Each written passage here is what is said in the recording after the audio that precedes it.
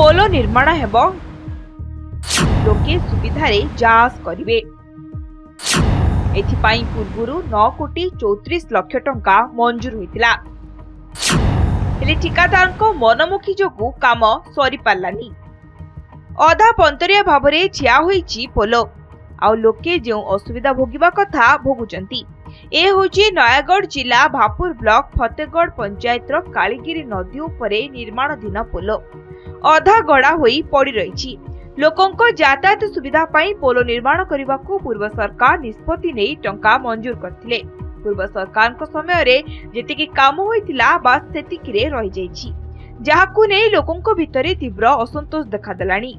आगामी दिन रे जिलापालंको ऑफिस आगरे धारणा देबाकू चेतावनी दैछंती ग्रामवासी।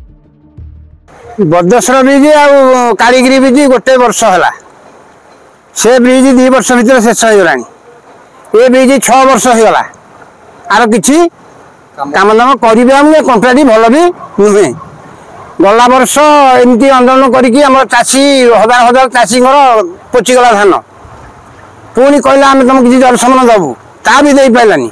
कोविड पूर्व निर्माण स्टार्ट है बर्तमान से सर ना ही धरुनी। आम चाष जमी देखो केते माला चाष जमी सब बाली गोचर माने गलानी, कौन प्रशासन भी किसी कथा माने आसुचंदी कहीदे हाँ करिया कही किंतु किछि बर्तमान कहूना काम सी कंट्राक्टर को मधुचंद्रिका चली।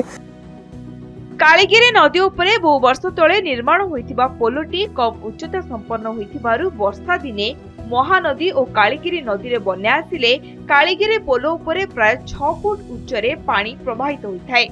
15 दिन धरी यातायात पूरा ठप हेबा सह खंडपड़ा निर्वाचन मंडली और 48 नंबर राज्य राजपथ रे जोगाजोग संपूर्ण बंद हो जाइथाय। जाको दृष्टि रखी कालीगिरी नदी उपरे सुउच्च पोलो निर्माण हेउथिले भी सरीबार ना धरुनी। एने कालीगिरी ब्रिज दायित्व रे थिबा एसडीओ को जोगाजोग करा जाइतला।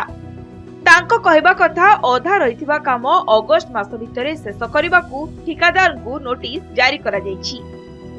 मुख्य समस्या हम चाष जमी गुड़ा नष्ट हो जाते सब धान फान गुड़ा नष्ट हो पानी जमा पानीटा सीना पास हेले आम जहाँ गोटे फसल मसल करूँ कि करनी। बर्तमान दाबी सरकार जे जदि चाष जमी से ब्रिज न कर पार्टी सब आम चाष जमी नष्ट होती सब धान फान नष्ट हो प्रशासन किसी आम साहय सहयोग करू चाष मान।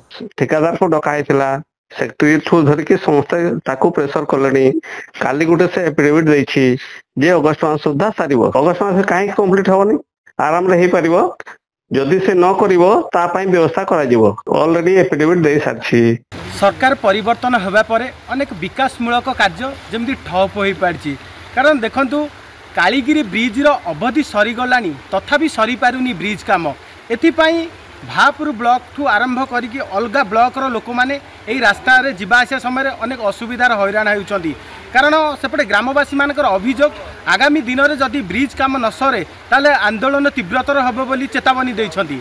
नयागढ़ चित्तरंजन पासांग रिपोर्ट, नंदीघोष।